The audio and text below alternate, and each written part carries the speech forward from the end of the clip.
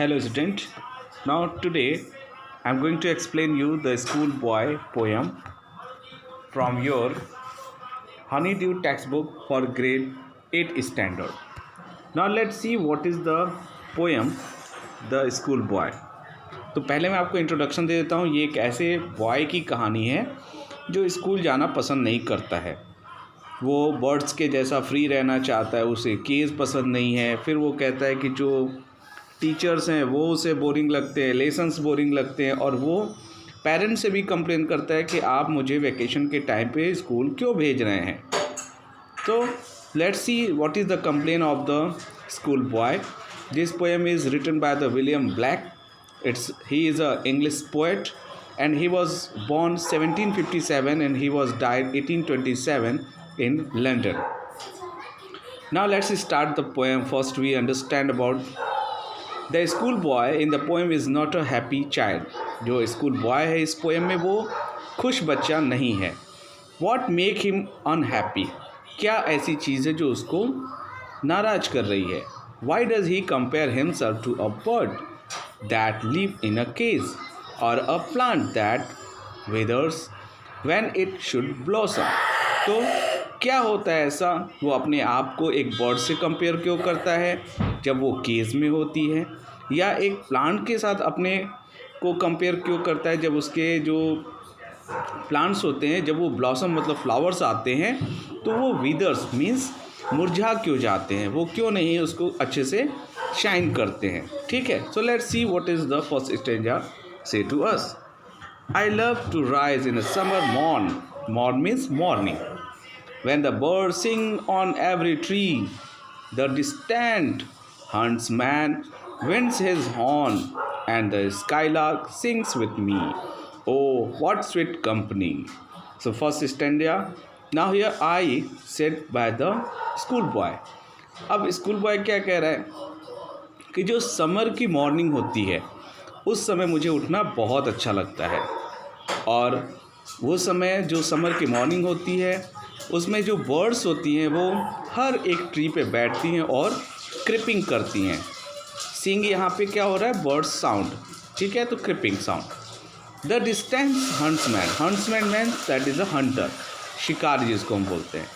वो दूर से कहीं अपने हॉर्न को, हॉर्न मीन्स क्या हुआ, it's a instrument. Okay, winds instrument जिससे हम कोई साउंड प्रोड्यूस करते हैं, म्यूज़िकल साउंड्स, जैसे फ्लूट हो गया वैसा कोई. तो विंड के थ्रू उसके जो हॉर्न्स के साउंड है वो उसे दूर से सुनाई दे रहे हैं एक शिकारी के. And the skylark sings with me. Skylark just like a bird's. तो बर्ड्स वो भी इसके साथ सिंगिंग कर रही है. Oh what sweet company. तो बॉय कहता है वाह कितना अच्छा लग रहा है मुझे सबके साथ. Now let's see the second stanza. But to go to school in a summer morn, oh it drives all joy away under a cruel eye outworn. The little ones spend the day in singings and dismay. So यहाँ again morn means morning, joy means happy, cruel means not comfortable, outworn means strict, बहुत strict जो होते हैं, and dismay means boring, sighing means tired हो जाना. तो अब school boy क्या कह रहा है, बट सुबह सुबह समर के मॉर्निंग में स्कूल जाना, oh it drives all joy away. मेरी सारी खुशी वो छीन लेता है जब सुबह सुबह समर के मॉर्निंग में मुझे स्कूल भेजा जाता है, और वो भी किसके अंडर, अंडर अ क्रूअल आई आउटवॉर्न, मतलब एक बहुत ही स्ट्रिक्ट पर्सन के साथ जिसकी आंखें एकदम क्रूअल होती है. It means teacher. वो बहुत ही उसको डरावने लगते हैं. The little ones spend the day, कि ये जो छोटा सा बच्चा है वो पूरा दिन उनके साथ रहने वाला है. इन शैगिंग एंड डिस्मे. और ये जो छोटा बच्चा है वो जब पूरे दिन उनके साथ रहता है एक स्ट्रिक्ट पर्सन के साथ तो बेचारा थक जाता है और बोर हो जाता है.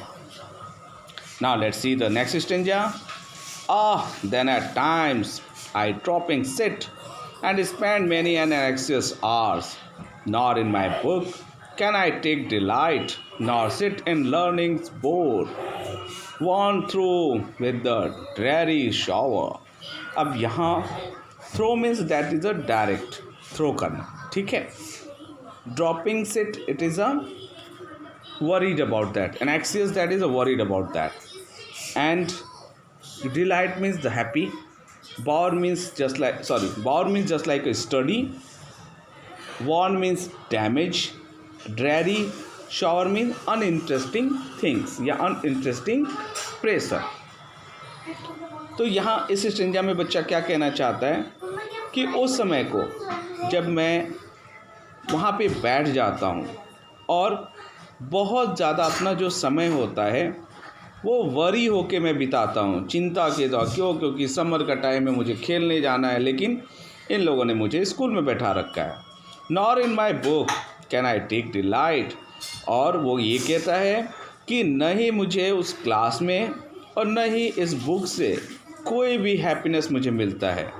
Nor sit in learnings bore. और ये भी कहता है कि मुझे ये जो स्टडी कराया जा रहा है ये भी मुझे अच्छा नहीं लगता है, मैं वहाँ बैठना नहीं चाहता हूँ. Worn through with the dreary shower means कि वो कहता है कि ये चीज़ें उसे डायरेक्टली डैमेज कर रही हैं और अनइंटरेस्टिंग प्रेशर उस पर बनाया जा रहा है, जिससे कि वो यहाँ नहीं रहना चाहता है इस समर के समय में स्कूल में. Now let's see the next stanza. How can the bird that is born of joy sit in a cage and sing? How can a child when fears annoy but drops his tender wing and forget his youthful spring? अब यहाँ जो school boy है वो कहता है कि मैं कैसे, कि एक जो बर्ड है, एक बर्ड का बॉर्न क्यों होता है, जन्म क्यों होता है, क्योंकि उसे जॉय चाहिए. एंड अगर आप उसे केज में बंद कर दो, ठीक है, तो और उसे सिंग करने को बोलो, तो हाउ कैन, इसी तरीके से हाउ कैन अ चाइल्ड, जो एक बच्चा है, वो कैसे इसको गाएगा, वो कैसे पढ़ेगा. क्योंकि वो फियर से इरिटेट हो रहा है. एनॉय मीन्स इरिटेट होना. But drop his tender wings. और अगर आप ऐसा करने को बर्ड को बोलते हो तो बर्ड अपने सॉफ्ट विंग्स को, टेंडर मीन्स सॉफ्ट विंग्स को छोड़ देती है, लेफ्ट कर देती है. And forget his youthful spring.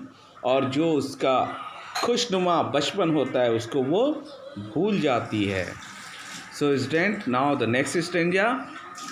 O father and mother, a birds are nipped and blossom blow away, and if the tender plant are stripped, oh their joy in the springing day by sorrow and cares dismay.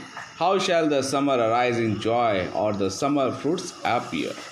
तब वो फिर से complain करता है अपने parents से कि जो फ्लावर्स होते हैं, जो बर्ड होते हैं फ्लावर होने से पहले, कि अगर वो ब्लॉसम ही ना करे, अगर वो खिले ही नहीं और उनका जो खिलना है वो उनसे दूर हो जाए, और जो प्लांट्स का जो सबसे सॉफ्ट पार्ट होता है वो ही ख़त्म हो जाए, और ये जो स्प्रिंग का सीज़न है जो जॉय देने वाला है वो कहीं ना कहीं उस प्लांट को एक सॉरो और डिसमे मीन्स डिसकम्फर्ट कर देगा, उसको प्रॉब्लम क्रिएट कर देगा. तो आप एक प्लांट को जब इतना ध्यान दे सकते हो, तो मुझे एक समर में, जहाँ पे समर में बच्चे इंजॉय करते हैं, आप उन्हें उसे इंजॉय नहीं करने दे रहे हो, मुझे इंजॉय नहीं करने दे रहे हो, तो ये जो समर का वैल्यूएबल डे है उसको मैं कैसे अपने लिए अच्छा बना सकता हूँ. मेरे पेरेंट्स, प्लीज़ आप इस पर थोड़ा सोचो. So student, I hope you understand this poem. Thank you.